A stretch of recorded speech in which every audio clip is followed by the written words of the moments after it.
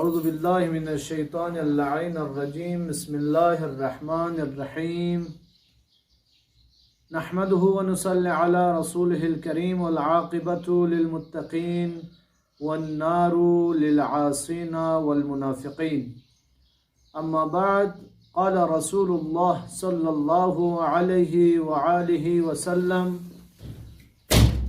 لو يعلم العبد ما في الرمضان لود أن يكون الرمضان سنة. ثم قال رسول الله صلى الله عليه وآله وسلم وشهر أوله رحمة وأوسطه مغفرة وآخره عتق من النار. سامعین و ناظرین محترم، السلام علیکم ورحمۃ اللہ وبرکاتہ. یہ ہمارا جو درس فضیلت رمضان قرآن اور حدیث کی روشنی میں جاری و ساری تھا. آپ کے خدمت میں عرض کر رہے تھے کہ اس عظیم ماہ جو خداوند کریم نے ہم انسانوں کے لیے ایک عظیم تحفہ دیا ہے، اس میں ہماری چند ذمہ داریاں ہیں. ان ذمہ داریوں کو ادا کرنے کی اشد ضرورت ہے. یہ ماہ ایسا ماہ ہے، اس ماہ میں انسان خود سازی کر کے تزکیہ نفس کر کے خدا کے اس رحمت کے حدود میں داخل ہونے کی ضرورت ہے.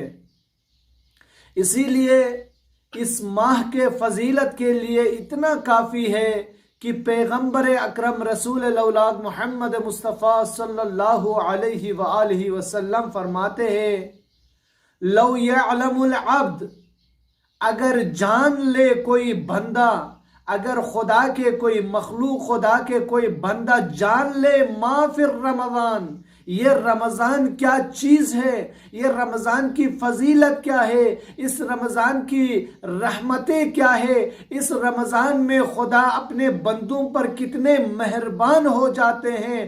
اگر انسان کو پتہ چلے، اگر انسان کو یہ احساس ہو جائے تو کیا ہوگا؟ لود ان یکون رمضان السنہ، انسان چاہے گا، وہ اب چاہے گا، وہ بندہ یہ چاہے گا کہ پورا سال ہا سال رمضان رہ جائے. پورا رمضان پورا سال اگر رمضان رہے تو اس کے لیے کوئی مشکل نہیں ہوگا.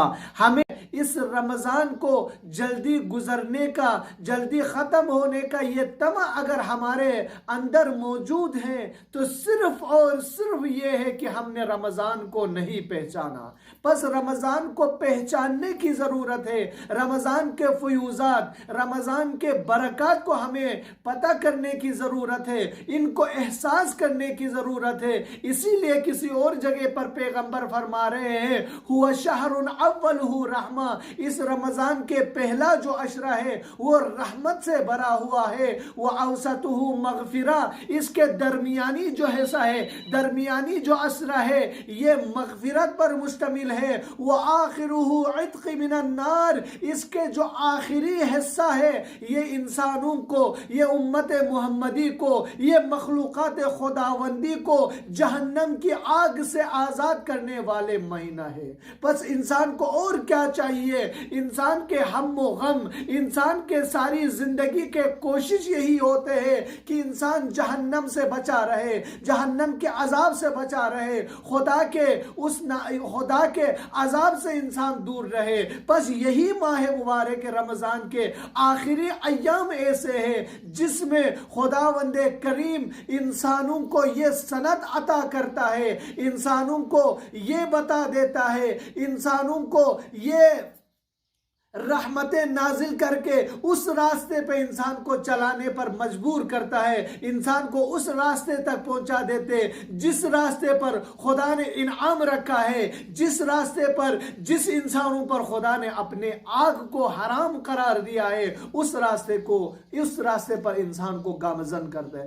بس ہمیں اس رمضان کے فائدہ اٹھاتے ہوئے، استفادہ کرتے ہوئے اس رمضان میں معصومین سے جو دعائیں، معصومین نے جو احکامات، معصومین نے جو احکام بیان کیا ہے، خداوند کریم نے جو احکام ہمیں عطا کیا ہے، ان پہ عمل کرتے ہوئے اس رمضان سے بھرپور فائدہ اٹھانے کی ضرورت ہے۔ بس انسان کے لیے بہت ضروری ہے، اگر پورے سال جو انسان نہیں بخشا گیا ہو تو اسی رمضان میں اس کو بخشا جاتا ہے، اگر اسی رمضان میں بھی اگر اس کو نہ بخشا جائے تو وہ انسان بدبخت اور شقی رہ جاتے ہیں۔ میں دعا کرتا ہوں پاک پروردگارہ ہمیں اس رمضان کے فیوزات اور برکات کو سمجھ کر اس سے بھرپور فائدہ اٹھانے کی توفیق عطا فرما۔